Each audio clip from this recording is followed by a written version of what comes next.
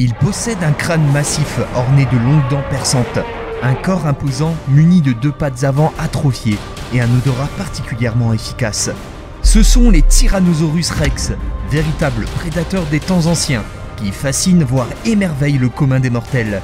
Ces mastodontes ont bel et bien foulé le sol de notre planète et ont rencontré d'autres espèces de dinosaures tout aussi impressionnants. D'autres créatures n'étaient pas des dinosaures, mais restaient redoutables. Voici le Titanoboa, un serpent massif considéré par les plus éminents scientifiques comme le plus grand serpent de tous les temps ayant jamais existé. Sa taille gargantuesque et son habileté à broyer les os de ses proies par constriction avec une pression extrême faisaient de lui un super prédateur. Nos deux créatures n'ont pas vécu au même moment et ne se sont jamais rencontrées. Notre imagination peut alors nous aider à élucider certains scénarios tout à fait incroyables dont je vais vous conter l'histoire. Sur Monsieur Alligator, place à l'imagination.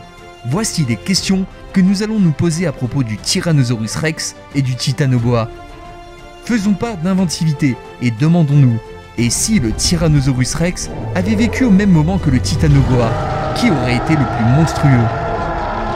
Imaginez surtout ceci, et si le Tyrannosaurus rex avait combattu face au Titanoboa, que se serait-il passé?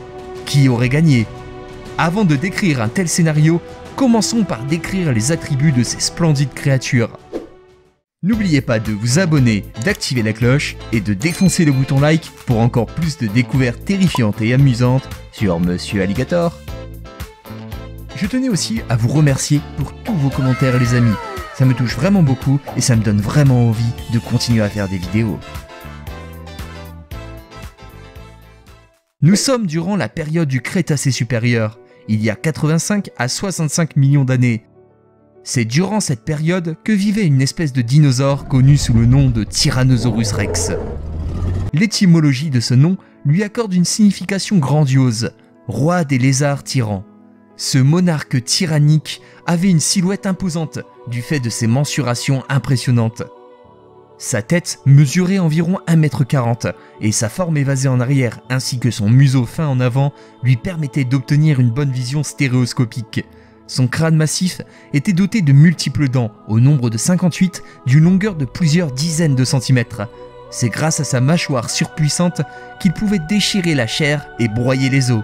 Ses 75 vertèbres supportaient son poids impressionnant, atteignant 6 tonnes.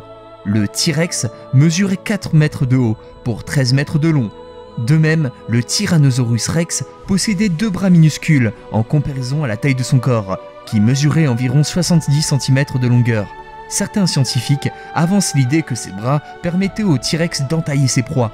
D'autres réfutent l'idée et attribuent à ces petits bras la fonction de stabilisation du corps.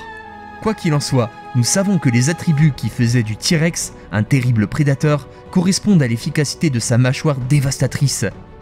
Ainsi, le Tyrannosaurus rex paraît être une véritable machine à tuer ambulante. De nombreuses représentations du T-Rex le définissent avec des plumes. Les scientifiques s'accordent à dire que les T-Rex juvéniles présentaient un fin duvet partout sur leur corps. Mais en ce qui concerne le T-Rex adulte, il est admis que celui-ci ne possédait pas autant de plumes que ce qui est représenté dans certaines séquences.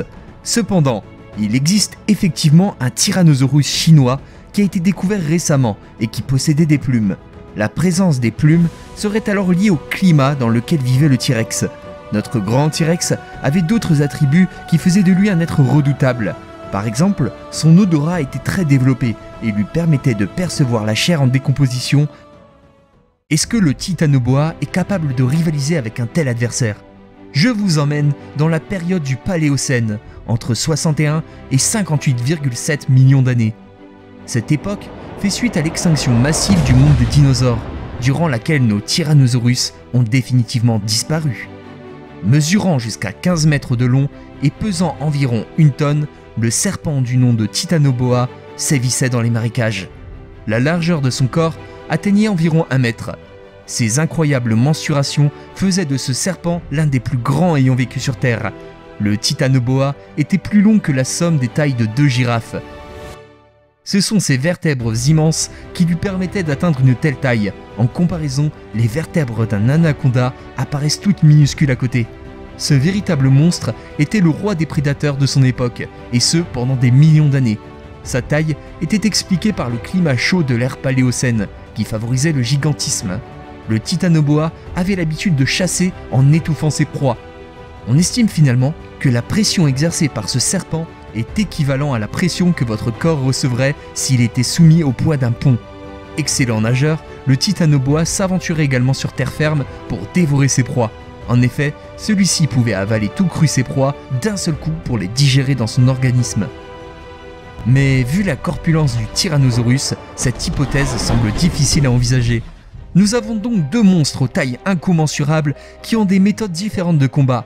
L'un préfère déchiqueter et broyer son adversaire avec sa mâchoire, l'autre se faufile à travers les végétaux, surgit puis étouffe sa proie avec une pression incommensurable. Imaginons que le T-Rex ait rencontré le titanoboa. Les deux adversaires se jugent et sont à l'affût. Le T-Rex reste sur ses gardes et jauge son adversaire. Le titanoboa, comme tout serpent, adopte une posture érigée, à l'affût. Quel scénario serait le plus adapté? Est-ce que le T-Rex foncerait en direction du titanoboa pour lui broyer la tête? Ou bien alors, est-ce que le titanoboa parviendrait à esquiver le T-Rex puis à l'entourer de son corps massif pour mettre fin à ses jours? Je pense que le scénario le plus probable serait le suivant. La vitesse du titanoboa ne serait pas suffisante sur terre ferme pour entraver le T-Rex sans que celui-ci ne réagisse. C'est pourquoi, lors de son approche, le Tyrannosaurus Rex aurait aisément saisi le corps du serpent pour l'immobiliser en un coup au sol. Cependant, je pense également que le T-Rex pourrait se laisser surprendre près d'un point d'eau par le titanoboa, tapi dans l'ombre. Celui-ci surgirait par surprise pour emmener le T-Rex dans l'eau, où il est le plus vulnérable. Il est assez difficile de savoir qui gagnerait, tout cela dépend des circonstances, mais je pense que le T-Rex ressortirait vainqueur sur terre ferme, là où il est le plus fort. Cependant, le titanoboa sortirait grand vainqueur s'il arrivait à surprendre le T-Rex, puis à le maintenir au sol grâce à son corps massif et puissant. N'hésitez pas à me partager votre avis sur la question, tout avis est intéressant. Très chers amis, avant de se quitter, j'aimerais vous laisser quelques scénarios qui peuvent être intéressants à imaginer. Dites-moi en commentaire ce que vous en pensez. Et si le Tyrannosaurus Rex vivait encore parmi nous, pourrions-nous l'apprivoiser? Et si le climat se réchauffait suffisamment, est-ce que le titanoboa pourrait réapparaître? N'oubliez pas de mettre un pouce bleu et de vous abonner si vous aimez la vidéo. À la prochaine, c'était Monsieur Alligator.